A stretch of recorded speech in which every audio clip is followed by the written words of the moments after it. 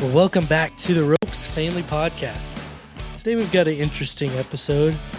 So, me and Courtney, we kind of coordinate these podcasts on Google Docs. And I sent her a Google Doc, I think probably yesterday.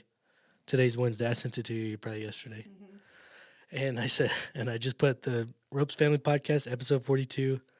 I don't know what we're going to talk about. And I asked her if she had any ideas, and she had a bunch of ideas, and this is one of them. So actually, we're probably going to do this for the next 3 or 4 podcasts. We're going to basically talk about our areas of ministry. And so the first one we're going to be talking about is children's ministry. So Courtney, can you tell me what's the big deal about children's ministry? It's a huge deal, you know. Do you have like a Webster's definition of it? No, I don't, but I should have. I think we've missed the Webster's the last 2 episodes. Missed opportunity. My fault. Children's ministry helps to set a foundation for a kid's faith. I mean, it's not where they usually first hear a Bible study or a Bible story, but it can be. Yeah. Sometimes it is. It is. Sometimes it is. But a lot of times, I mean, these kids have come from nursery up to me. And so they've heard stories, but it's where we expand upon them and we do things to help them remember the story or idea. Yeah, I think that's a great place to start. You know, I think that a lot of times children's ministry can get looked at as almost like babysitting. Mm-hmm. But it's not quite like that. You know, you take it very seriously about what this calling is or what this job you have to do. You take it very seriously. One Wednesday night we had done some craft and they were leaving and a kid threw his stuff in the trash and I said, "Hey, take that home so your mom and dad can see what you did." And he said, "They told me they don't care what we do as long as I'm not home." And I said, "Okay, throw it away." Well, maybe sometimes it is just a little bit of... That's okay. A little bit of babysitting. But that's why I send stuff home with them. So I'm like, "Here, show your parents. Tell them what we learned." And no, parents don't care. I haven't actually thought about that, but that is definitely a way of sharing the gospel or the good news with the parents that aren't coming. You know, you send these little messages home with their kids, and their kids are spreading the gospel to their parents. Yeah. You know, that's a great. I haven't thought about it like that, but that's a good point that you're doing. And they're usually excited about whatever we just talked about. So they're like, "Oh, yeah." So they are. Elliot's always got some. He loves to show me his craft. He's like, "Daddy, look at this thing. It moves." Or whatever. I don't know what the thing with the plate and then they moved. Yeah. Were they on a boat? No, was it the wise men? Maybe. It was their shadow moving across the desert. Oh, okay. Mm-hmm. But it moved, yes. It moved. He's like, "Daddy, check this thing out." So talking about that, so what is your philosophy on children's ministry? So what do you think? It's a hard question. Yeah. But I aim to help parents set a foundation of faith that their kids can build upon for the rest of their lives. And to do that, I try to do fun things or, interactive things. So it's not just me preaching. Yeah. So they are hands-on with whatever they're learning. I use video clips, games, snacks, crafts, activity pages. And then we even do some community outreach things. Like we've made little love cup basket things that they took to the houses around church. We've done some things for the older people, made little snack bags, stuff like that. So anything to expand upon the story that we've read. Yeah. Kind of put some physical stuff in their hands to add to the words for their little minds. Because sometimes the words are hard to understand. The whole story is hard to understand. But if you have the main point in a little nugget or a little craft you did, or some action that you did, it really helps kind of let that take root, let that follow through. I mean, I know about this passage in Deuteronomy. It's Deuteronomy 6. It's basically right after God gives Moses the 10 Commandments. Okay, and do you want to read it for me? Sure. It's Deuteronomy 6, 1 through 9. These are the commands, decrees, and laws the Lord your God directed me to teach you, to observe in the land that you are crossing the Jordan to possess, so that you, your children, and their children after them may fear the Lord your God as long as you live by keeping all his decrees and commands that I give you, and so that you may enjoy a long life. Hear, Israel, and be careful to obey, so that it may go well with you, and that you may increase greatly in a land flowing with milk and honey, just as the Lord, the God of your ancestors, promised you. Hear, O Israel, the Lord our God, the Lord is one. Love the Lord your God with all your heart and with all your soul and with all your strength. These commandments that I give you today are to be on your hearts. Impress them on your children. Talk about them when you sit at home and when you walk along the road, when you lie down and when you get up. Tie them as symbols on your hands and bind them on your foreheads. Write them on the doorframes of your houses and on your gates. I think that we're supposed to take the word and impress it upon ourselves, and then impress it on our children. Teach our children the words so they can teach them diligently, so they know the way they should go.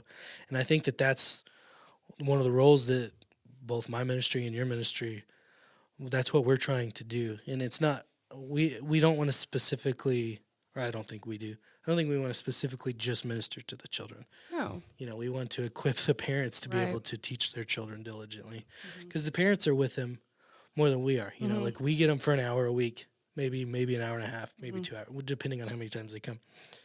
But, the parents get them a lot more, so it's way more effective if the parents and the church is working together to minister to the kids. So what is the goal of the children's ministry? To help prepare our kiddos for a lifetime of faith. You don't want them, prepare your child in the way they should go. If you are setting a foundation and they have that foundation, not saying they won't stray. I think we all did or have, but they have a foundation to come back to. And so that's very important to me. Yeah. And like you said, it begins at home. I have them for 1, 2, 3 hours a week, depending on when they come. But if they leave my classroom with a better understanding of what we've talked about, they can talk to their parents about it. Or if their parents have questions, we have a group me and we have all these things that they can ask questions to me. Plus, I think everyone has my phone number, but I want them to be able to go home and tell their parents, hey, we talked about tonight is worry. And we talked about it on Sunday and we made snow. Yeah. And the kids, a lot of them are like, oh, hey, Mom, she brought snow back from the Arctic. Not what I did. That was not the point of the lesson. But, I had a mom text me and tell me her kid knew exactly why we made snow. And I was like, okay, it's better than I brought it back from the Arctic. And I think foundation is the right word. Like we talked about foundation last week. We talked about everyone who hears these words of mine and does them will be like a wise man who built his house on the rock, right? Having that firm foundation. And I think the goal, I think that you've nailed it, is kind of laying that foundation, giving them the word to have them. So when the storms come, when the hard times come in their lives, when they start straying, when they get older, they'll have this foundation to come back to. And I think it's a great thing you're doing in your ministry. And you can ask your kids. I stress this all the time. Matthew 5:14 says, "You are the light of the world. A town built on a hill cannot be hidden." Our kids are lights every day, or they're around people every day, and I hope they're lights. I pray that they go out and other kids see Jesus in them, and ask them, why are you so happy? Why do you have so much joy? Why do you listen to the teacher? Why don't you, argue with her? Whatever. And I tell them, are you leading your friends to Jesus? Are you showing them Jesus? Are you forgiving? Are you kind? And so they hear me quote that a lot. And that's a good point. Our kids may be the only version of Jesus somebody sees that day, and so it's important that our kids are living those things out, and the kids that we have in this building learn who Jesus was and how he was, and so they can begin to mold themselves or let the Spirit mold them into more like Jesus. So what are some of the challenges? I know that this question's not that fun to answer, but what are some of the challenges? I'll also ask you, what are some of the great points of your ministry? I didn't put that in the thing. Okay, but what are some of the challenges that you face that the church could be helped? Maybe some of the church members that are listening could come if they feel called to come help you, or what are some of the challenges that we face in your ministry? I think my biggest challenge is help, volunteers. I know it's what y'all wanted to hear, listeners, but I think that's a big deal. It's hard to volunteer in Kidsmen. They are energetic. Yeah. They are ready to go at all times. Yeah. And some people are just not made for that. They need quiet, calm, or, in youth, you can tell them, hey, stop, sit down. Yeah. I can tell the kids that. Doesn't mean they're going to do it. But volunteers are really hard to come by. I have 4 teachers for spring and me. Yeah. And so that's very difficult to do. Yeah, and that's kind of sparse. You kind of you probably need the most help in the kids ministry, and you probably have right now. It's tough to find volunteers because everybody's busy, Right. but you probably need the most out of all of the ministries, and you kind of you don't at the very second just because of the schedules of people. Well, if I could get 8 volunteers, we could teach like once every 2 months, and it would be like a perfect little rotation. But Or double teachers up. And yes, that would be very helpful, especially in children's church because there's so many of them. But another challenge we face is having kids ranging in ages from 4 to 11 in one room. That's a big gap. It is difficult. What is that? 7 years? Yes. And so that's a little. I mean, it's about what it is in youth, but it's different in youth. It's just different because, a 7th grader and a 12th grader just don't, or 6th grader and a 12th grader just don't seem that far apart. But then you put a 4-year-old who can't hold a crayon in the same room with an 11-year-old, and I'm like, kids that can read and kids that can't read. Yeah. which it helps sometimes because I'll buddy them up and say, you're going to help this kindergartner who's just learning to read.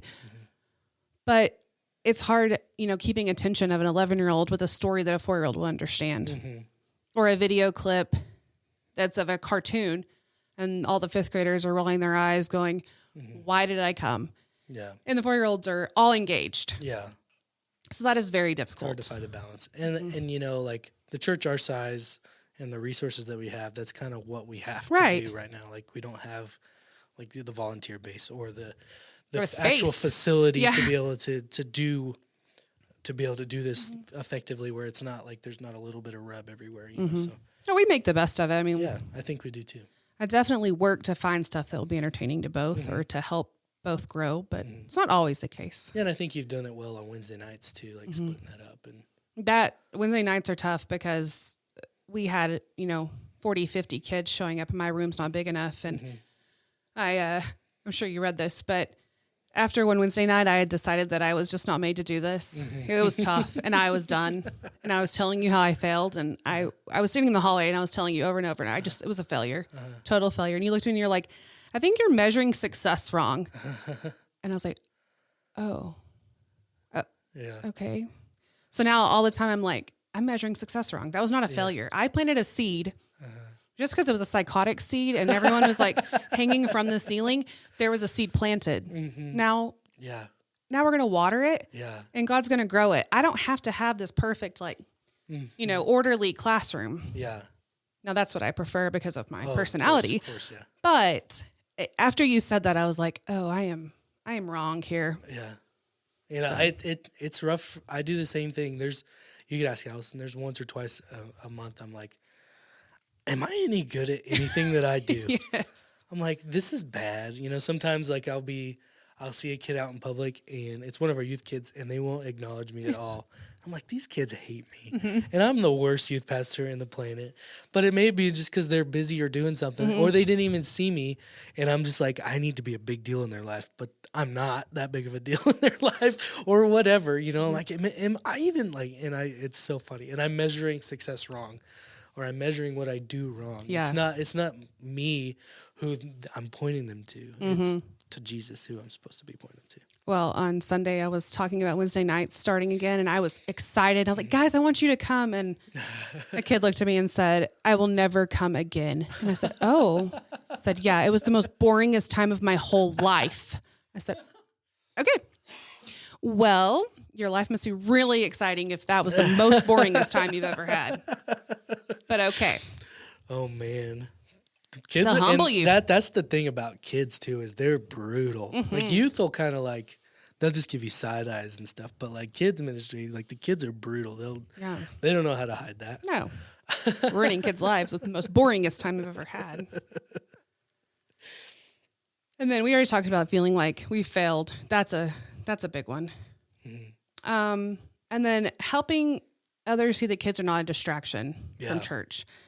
Because I feel like growing up, it was, you need to be seen, not heard. You need to be quiet. You need to sit here. Of course, we didn't have children's church, but it was, you just need to sit here and be quiet. No, you don't need to go to the bathroom in the middle of church. Just sit here.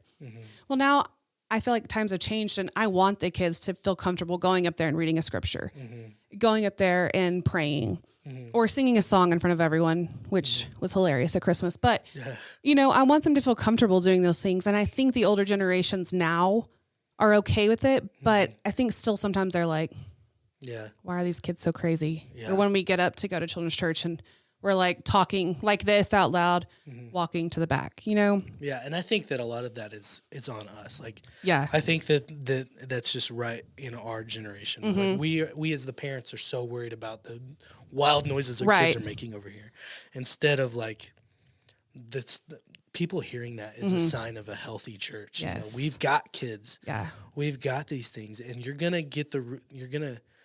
hear the results of kids because they're kids in the room, and that's a good thing.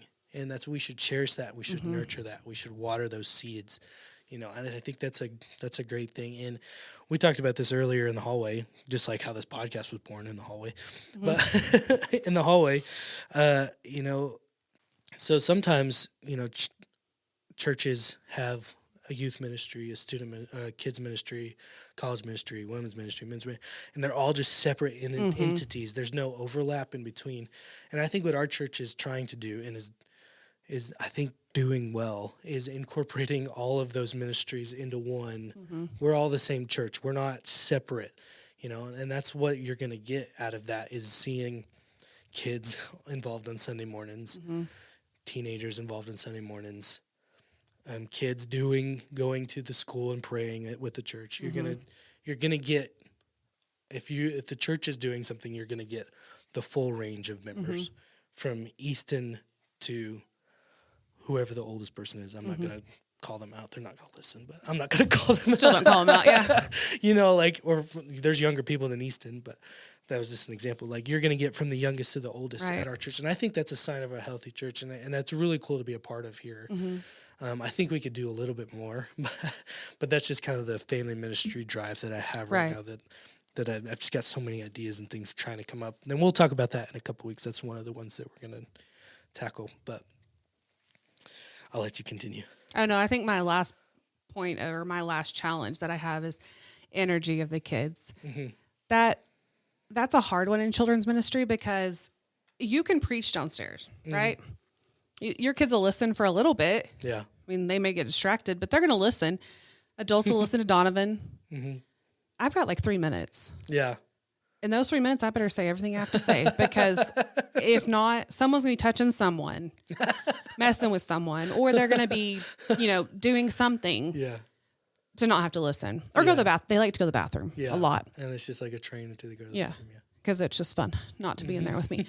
But I think that's a hard one, and that's hard. I think that's also kind of where volunteers get, little put off, is they're like, they don't even listen. Yeah, they don't listen. Yeah, no, they're listening. I mean, if you can ask Elliot, who's 5, isn't he 5 or is he 6? Okay. If you can ask him a question, he knows the answer. He's a little boy. He's busy, but he can still answer you and tell you exactly what we talked about. Yeah. But he's still going to be moving and doing and. Yeah. It's kind of like meeting them at their level, and exactly, I think that's right. That Donovan can preach for 45 minutes. I can preach for 10 minutes. You can preach for 3. We've got to meet our we got to meet them where they are, right? It's not like I can't go down there or Donovan can't go to the children's ministry and preach for 45 minutes, and you can't get up here and preach for 3. Way. Right? Or on Sunday morning, right? It's just one of those things, like, you have to meet your audience where they are, or you have to meet those who you're ministering. I told Ben his Bible class was boring, and he said, "What do you want me to do? A craft?" And I said, "Actually, yes, I do want you to do a craft. That would entertain me more than what you're doing." And he was like, "Okay, go back to your area." Well, see, the thing is Allison loves Ben's Bible class. Like, when he's up there leading it or whatever, she's like, he does a really good job, and because he's meeting the audience. He knows exactly what, or he's just good at doing that. Right. At meeting us where we are on that. On Sunday morning, I got the kids all riled up, or the youth kids.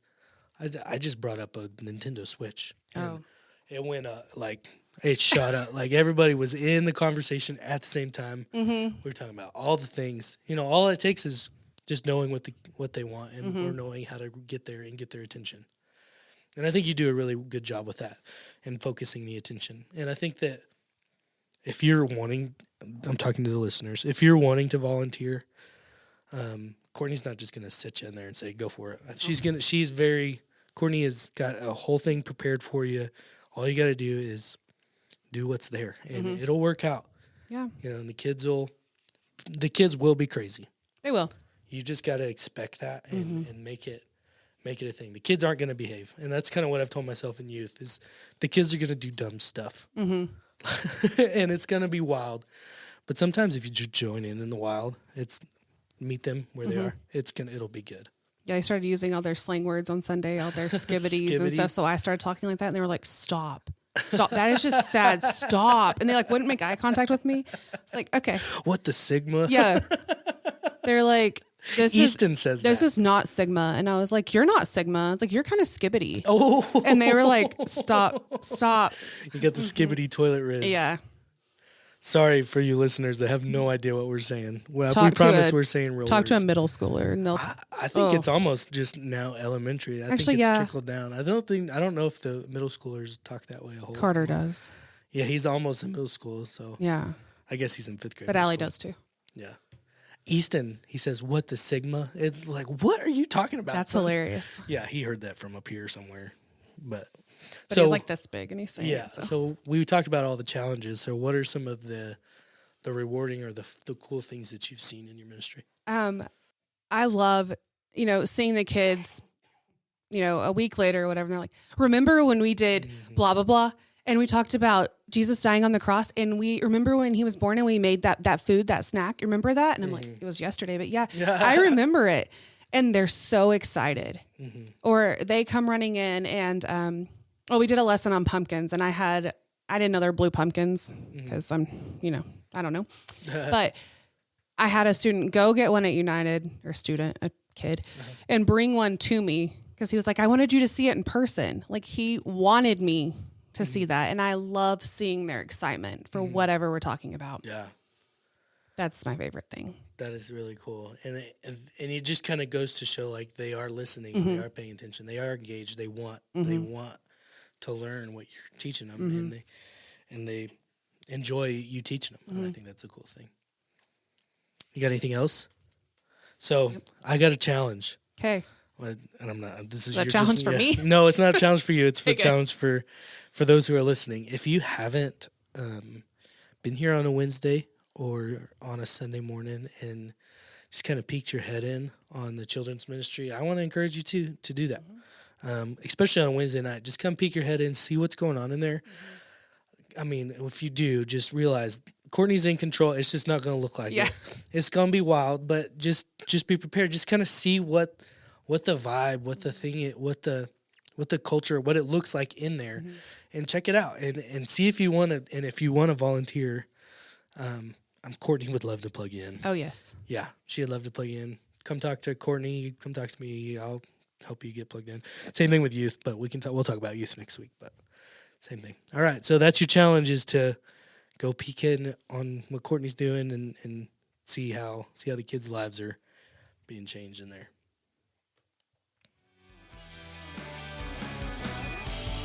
All right, that's all we got this week. We will talk at y'all next week. We're going to talk about youth ministry next week. We'll see if I know what I'm talking about. I'm sure you do. I'm sure you'll be fine. I mean, I've been doing it for 4 years. Done it for a couple years. I'm like, I don't know if I know anything of what I'm doing. I don't know if any of this is working, but I've seen God do some cool things. So we'll talk about that next week. We'll talk at y'all later. Peace.